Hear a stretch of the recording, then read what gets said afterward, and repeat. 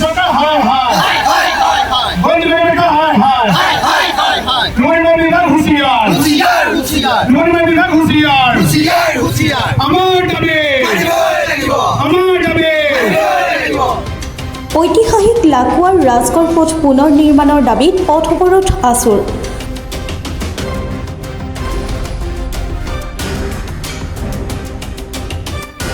শিৱসাগৰ আৰু চৰাইদেউ জিলাৰ সীমাত অৱস্থিত লাকুৱাৰ ৰাজগড় পথটো আজি দীৰ্ঘদিন ধৰি বিধ্বস্ত হৈ পৰাত এই পথটোৱে যাতায়াত কৰা একেবাৰে অনুপযোগী হৈ পৰাত সৰ্বসাধাৰণ ৰাইজে দুৰ্ভোগ ভুগিবলগীয়া হোৱাৰ লগতে জৰুৰীকালীন সেৱাসমূহৰ বাবে এই পথটো অনুপযোগী হৈ পৰিছে।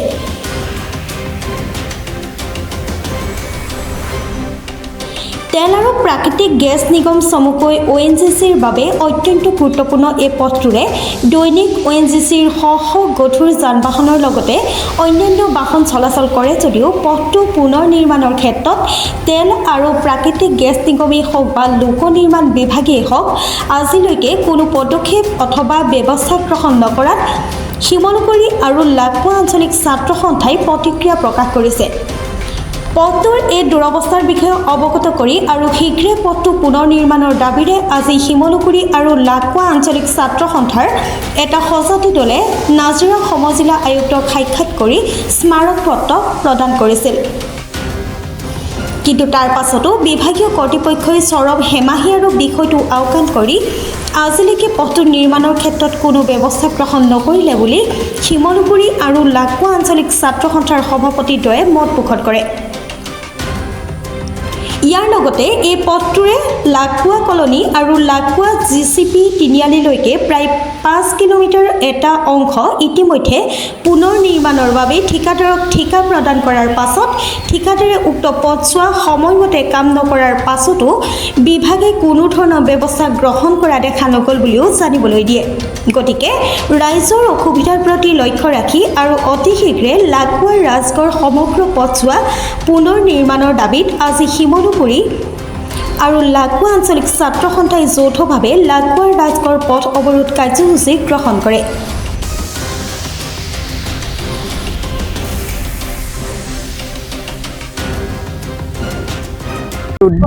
আৰু লাকুৱা আঞ্চলিক ছাত্ৰ সন্থাৰ যৌথ উদ্যোগত ঐতিহাসিক লাকুৱা ৰাজগড় পথ পুনৰ নিৰ্মাণৰ দাবীত আমি আজি পথ অৱৰোধৰ নিচিনা কাৰ্যসূচী কঠোৰতম কাৰ্যসূচী হাতত ল'বলগীয়া হৈছিল।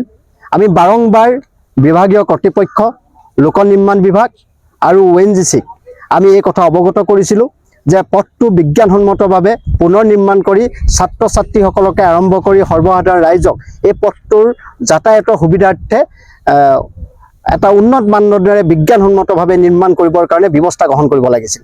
তেওঁলোকে কোনো ধৰণৰ সঁহাৰি নোপোৱাত আজি ছাত্ৰ সন্থা আৰু সংগ্ৰামী ৰাইজে ৰাজপথলৈ ওলাই আহিবলগীয়া হৈছে। আমি এই ক্ষেত্ৰত অসম চৰকাৰেও যেনেধৰণে শিৱসাগৰ জিলাখনক চাব লাগিছিল তেনেধৰণে শিৱসাগৰ জিলাখনক চোৱা নাই। ঐতিহাসিক শিৱসাগৰ জিলা ইতিহাসৰ পাতনিত শিৱসাগৰৰ 600 বছৰীয়া আহোম ৰাজত্বকালৰ ইতিহাসৰ কথা লিপিবদ্ধ হৈ আছে। তাৰ পাছতো আজি শিৱসাগৰ আৰু চৰাইদেউ যি উন্নয়নৰ দিশত যেনেকৈ আগবাঢ়িব লাগিছিলে আজি স্থবিৰ হৈছে। অসম চৰকাৰৰ মুখ্যমন্ত্ৰী ডক্টৰ হিমন্ত বিশ্ব শৰ্মা গড়কাপ্তানি মন্ত্ৰীৰ দায়িত্বটো তেখেত আছে, গড়কাপ্তানি বিভাগটো তেখেতে চলাই আছে। তাৰ পাছতো কিন্তু শিৱসাগৰ আৰু চৰাইদেউ জিলাখন আজিৰ তাৰিখতো যেনেধৰণে উন্নতিৰ জখলাত আগবাঢ়িব লাগিছিল আগবঢ়া নাই। গোটেই সমগ্ৰ অসমত অসমৰ মুখ্যমন্ত্ৰীগৰাকীয়ে ফটা ঢাক ঢোল বজাই ফুৰে, সমগ্ৰ অসম উন্নয়নৰ তীব্ৰ গতিত আগবাঢ়িছে বুলি কয়।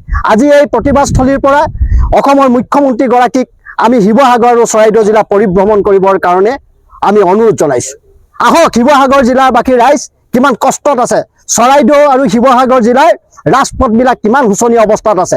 এজাক বৰষুণ দিলে ৰাজধানে দ পুখুৰী কেনেকুৱা হয় সেই কথা তেওঁ আহি চাই যাওক।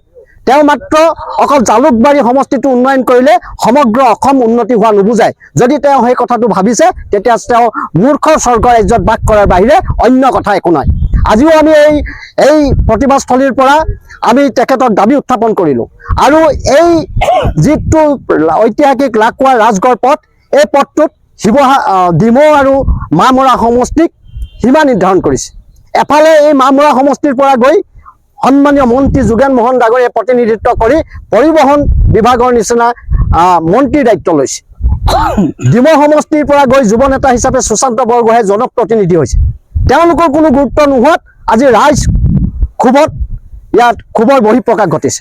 কোনো কাৰণতে যদি চৰকাৰ বিভাগীয় কৰ্তৃপক্ষ আৰু তেল আৰু প্ৰাকৃতিক গেছ নিগমে যদি ব্যৱস্থা গ্ৰহণ নকৰে তেতিয়াহ'লে কিন্তু আহি থকা দিনতো আমি পথ বন্ধৰ কাৰ্যসূচী আমি এনেদৰে চলাই যাবৰ কাৰণে ৰাইজক লগত লৈ চলাই যাবৰ কাৰণে আমি ব্যৱস্থা গ্ৰহণ কৰিম।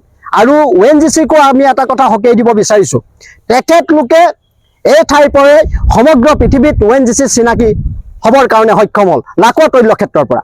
এই লাকুৱা তৈল ক্ষেত্ৰখন যেনেকৈ আটক ধুনীয়াকৈ তেওঁলোকে ব্যৱস্থা কৰিব লাগিছিল এই ব্যৱস্থাবিলাক কৰা নাই। আজি আমি ভাবিছোঁ এই প্ৰতিবাদস্থলীত তেওঁলোকৰ বিষয়া কৰ্মচাৰী আহি পেলাই ৰাইজক আশ্বস্ত হ'ব পৰাকৈ তেওঁলোকে সিদ্ধান্ত দিব লাগিব, ফলাফল লাগিব।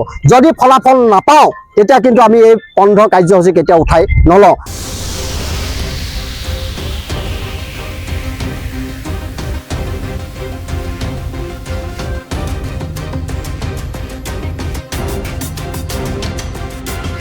নাজিৰাৰ পৰা জুলফিকা আলীৰ ৰিপৰ্ট, প্ৰাতঃ টাইম ডিজিটেল।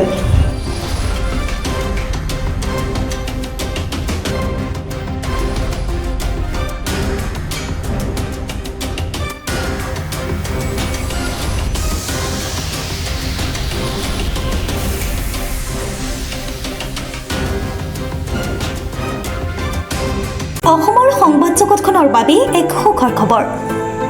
আপোচবিহীন ৰাইজৰ কণ্ঠ সাপ্তাহিক কবচ পুনৰ এবাৰ অসমৰ ৰাইজৰ মাজলৈ।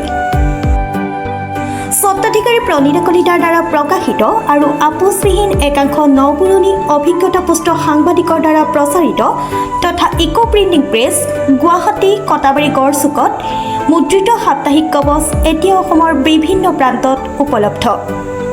আমাৰ ঠিকনা মুখ্য কাৰ্যালয় অসম ফৰেষ্ট স্কুল হৰিমন্দিৰ পথ গুৱাহাটী আৰু উপ কাৰ্যালয় কলিতা মাৰ্কেট বিজয়নগৰ কামৰূপ অসম।